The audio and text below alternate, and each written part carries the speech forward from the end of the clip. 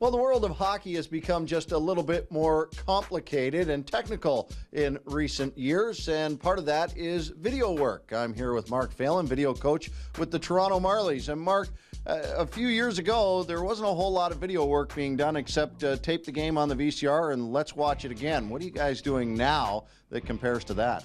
Yeah, it's certainly come a long way, Todd. It's become a lot more technical. Everything's digital now on laptops and creating video libraries and databases that you can refer back to throughout the season, and even years prior. So it's definitely become a lot more complicated in some ways, but very accessible to things that you may need late in the season like now.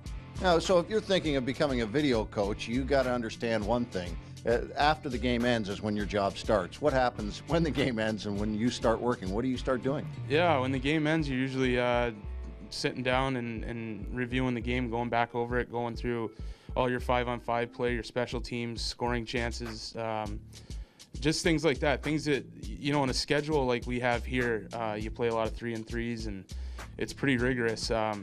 There's certain things you need to focus on for the next day. And a lot of times you're focusing on another team. So you finish up a game and you're starting to watch your next opponent, and then you go back and kind of look at things from the game that you just played to see what's pertinent to that next night. When you look at, are you looking at individual players as well? Could you say to a player like a TJ Brennan, hey, here are the clips that you need to work on, or here's the clips that we noticed you did some positive things? Absolutely. We do it from a team perspective as well as an individual perspective. We feel that in the player development process, video is huge. So we provide individual players all of their time on ice and shifts, and as well as any other clip they may want to see. But we also do it from a team perspective. So, we have team meetings pretty much every day, going over our systems or whatever it might be. But a lot of times players are pretty faithful about getting in here and watching their things.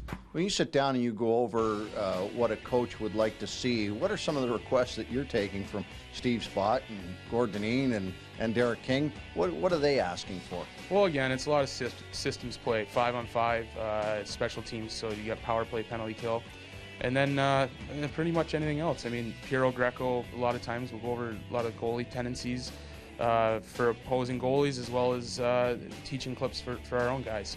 And with a veteran in Drew McIntyre, he's a student of the game still. He still watches a lot, and he's always learning. And then we have a couple of young guys in Christopher Gibson and Garrett Sparks who like to take the opportunity to learn as well.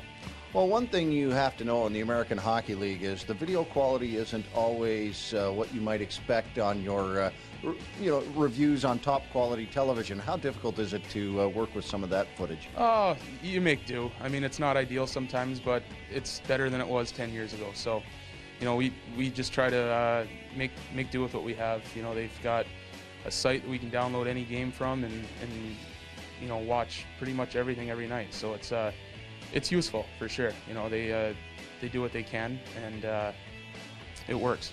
So how'd you get into this? I don't know. I kind of I got done playing when I was younger and wanted to get into coaching. I didn't know where to start, and I was fortunate enough back at St. Lawrence to have a head coach there in Joe Marsh that reached out to me. They had just gone from doing the tape-to-tape video there with the VCRs to buying a brand new state-of-the-art video editing system. So when that started, he called me and asked, hey, would you like to do this for us? And I said, sure, why not? And that's just kind of how it started, and I fell in love with it, and I don't know what I'd do without the game now. I've been to college and done all that stuff, but I don't know if I could work a 9-to-5 job. How'd you like to take a crack at editing like Marlies today? That's not quite in my bag of tricks. They're pretty talented.